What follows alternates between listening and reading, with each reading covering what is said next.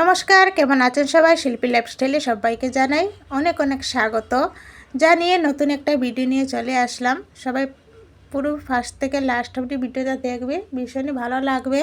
তো আজকে কী কী করছে না করছে সবটা তোমাদের শেয়ার করবো। আজকে হচ্ছে রবিবার। তো রবিবারে দেখো, প্রথম থেকে শুরুতেই বলে দিচ্ছি যে ইকাদি আমরা বিকেল টাইমে ঘুরতে বেরিয়েছিলাম। তো অনেক দিন হয়ে গেছে ভিডিওটা ছাড়বো করে, আর ছাড়াই হচ্ছে না, টাইমে হয়ে উঠছে না। তো তাই জন্য ভিডিও ছাড়তে পারছি না, কারণ একটা ভিডিও ছাড়তে গেলে ভিডিও এডিটিং করা থেকে সব কিছু ভয়েস দেওয়া অনেক সময়ের দরকার। অনেক মানে যারা ভিডিও বানাও বা যারা ভিডিও ব্লগ ভিডিও যারা বানিয়ে এডিটিং করে ছাড়ো, তারাই জানো যে কতটুকু পরিশ্রম হয় একটা ভিডিওতে। তো আর সেই ভিডিওতে যদি লাইক কমেন্ট শেয়ার কিছু যদি না আসে না, মনটা ভীষণই খারাপ হয়ে যায় সেই জায়গায়। তখন থেকে আর ইচ্ছেই করে না যে কোনো একটা ভিডিও বানাবো বা কোনো কিছু একটা তুলে ধরবো। যেহেতু একটু কষ্ট করে একটা ভিডিও বানাচ্ছি, একটা কষ্ট করে তোমাদের সাথে শেয়ার করছি, সেই জায়গায় যদি কোনো কিছু যদি না আসে না লাইক কমেন্ট, তখন মনটা ভীষণই খারাপ হয়ে যায়।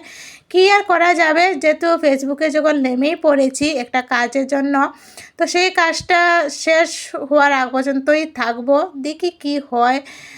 যতটুকু চেষ্টা করে পারবো অতটুকু চেষ্টা করব যে কি করতে পারি।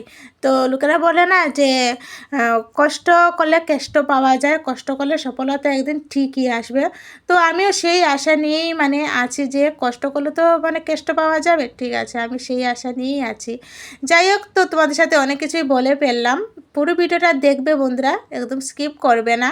আর যে এটাও জানি যে আজকালের এখন কেউ বড় ভিডিও দেখতে চায় না।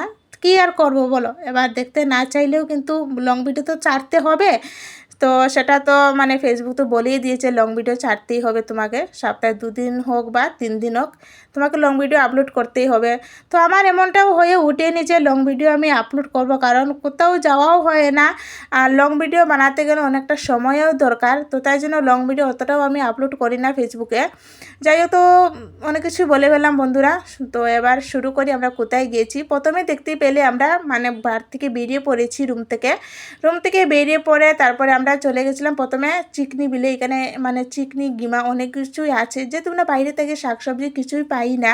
তো এখানে অনেক চিকনি গিমা হয়েছিল, তো বৃষ্টি হয়েছিল না, এই জন্য ছোটো ছোটো হয়ে আছে, এখনও খাওয়ার মতো হয়নি। কিন্তু এই অবস্থায় খেতে অনেকই ভালো লাগে, কারণ একদম ছোটো ছোটো না, খেতে ভালো লাগে। তো এগুলো আমরা তুললাম না, এখান থেকে বেরিয়ে ডাইরেক্ট চলে এসেছি সমুদ্রের পাড়ে। আর সমুদ্রের পাড়ে এসে না অনেকক্ষণ এখানে টাইম সময় কাটিয়েছি, আর খুবই ভালো লাগছিলো। এখানে এসে ফটো উঠেছি, রিলস বানিয়েছি, তারপরে ভীষণ ভালো লাগছিলো। সময়টা কীরকম চলে গেছিলো বোঝাই যাচ্ছিলো না। তো আমি, আমার ছেলে, তোমাদের দাদাভাই, আমরা 3জন গেছি, আর পাশের রুমে দিদি, এদের ফ্যামিলি। তো আমরা এই দুজন দুটা ফ্যামিলি আমরা বেরিয়ে পড়েছিলাম। যাই হোক, তারপরে আসার পরে যে একটা চায়ের দোকানে ঢুকে এরা চা খায়নি, কফি টফি খেয়ে চপ কোল্ড ড্রিঙ্কস এগুলো খেয়ে দিয়ে আমরা বেরিয়ে এসেছি।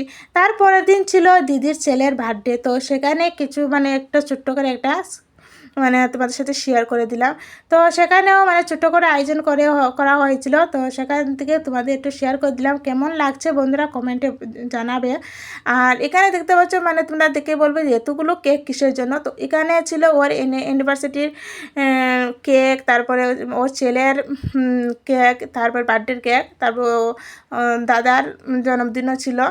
তো অনেক দিন আগে হয়ে গেছিলো, তো শুধু একসাথে সব কিছু পালন করা হয়েছিল। তো এই জন্য এতগুলো কেক। তো যাই, এখানে আমরা সুন্দর করে দুজন মিলে সাজাচ্ছিলাম, আমার দিকে সুন্দর করে সাজানো হয়ে গেছিলো, একদম সিম্পলভাবে সাজানো গুজানো হয়েছে। যতটুকু বাইরে আমরা পেয়েছি ততটুকু করেছি। এবার তো বাড়ি ঘরে থাকলে অনেক কিছুই পাওয়া যায়, অনেক কিছু করা যায়, যেহেতু বাইরে তাকে কোনো কিছুই হাতের কাছে পাই না। তো যতটুকু পাই ততটুকু দিয়ে চেষ্টা করি যে কিছু একটা করা যায়। এদিকে ফটোশ্যুট হচ্ছে, বেলুন পাঠানো হচ্ছে, কেকও কাটা হয়ে গেছে। তো এখানে সব এদের এখানে যত দেখতে পাচ্ছ সবাই এদের গ্রামের লোক, আর এখানে সবাই বাঙালি লোক। তো এবার এদের একটা ফ্যামিলি একটা ফটো উঠে গেল, গ্রুপ ফটো তোলা হয়ে গেল। তারপরে এখানে কেকও কাটার পরে ফটো ওঠার পরে খাওয়া দাওয়ার পালা। তো ভীষণই আনন্দ হয়েছিল, কারণ মানে এতটা তো আমরা মানে বড় টড়ো করে কোনো কিছুই পালন করি না।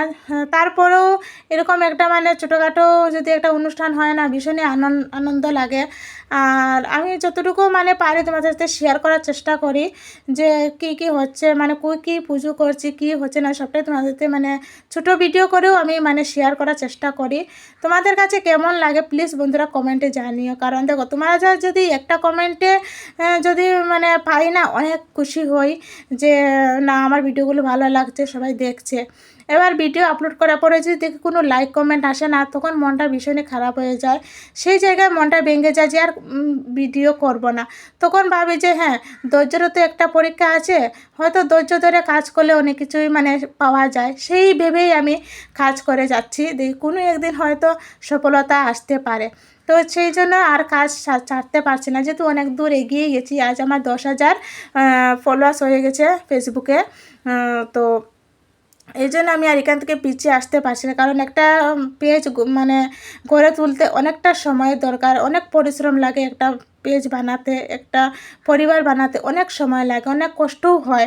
তো সেই জন্য মানে এখান থেকে আর সরে আসতে পারছি না। তো তাই জন্য মানে চেষ্টা করেই যাচ্ছি। কোনো একদিন হয়তো ঠাকুরের কৃপায় হয়তো আমি মানে কিছু একটা করতে পারবো, সেই নিয়েই আশায় আমি বসে আছি। তাই জন্য এখান থেকে বেরিয়ে আসতে পারছি না। তো ভিডিওটা ভালো লাগলে কমেন্টে জানিও।